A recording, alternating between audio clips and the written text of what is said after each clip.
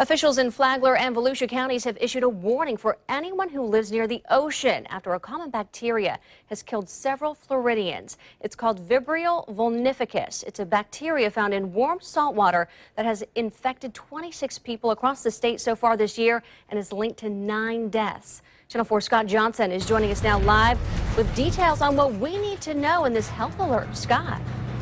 Well, this is virulent throughout the year in Florida, but it's really bad now in the hotter months. You want to watch out if you're eating seafood, if you're getting in warm salt water. You could be infected if you're not taking precautions.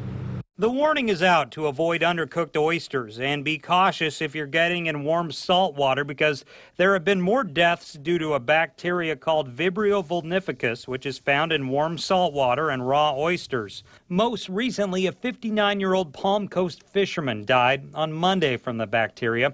I spoke with Dr. Vandana Bidet with the Mayo Clinic, who says you need to be cautious if you eat oysters mostly, but it can be in any raw seafood. And of course, people think, well, maybe they would be able to tell there would be a suspicious odor or a taste, but actually it tastes just like regular seafood.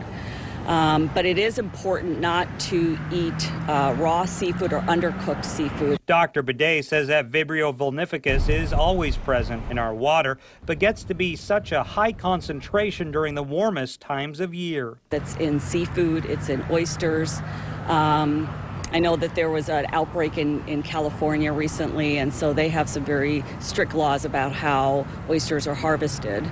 But remember, this is a bacteria that's always present in the seawater, so it's not contamination of the seawater, it's actually normally lives there. So with oysters, Dr. Bidet says to make sure you cook thoroughly, and then around warm salt water like the intercoastal waterway or ocean, avoid it if you have any open wounds. The specific thing you worry about with going in water is that if you have an open wound, this bacteria can get in the wound and actually cause very serious infections. So it can cause a lot of swelling and redness.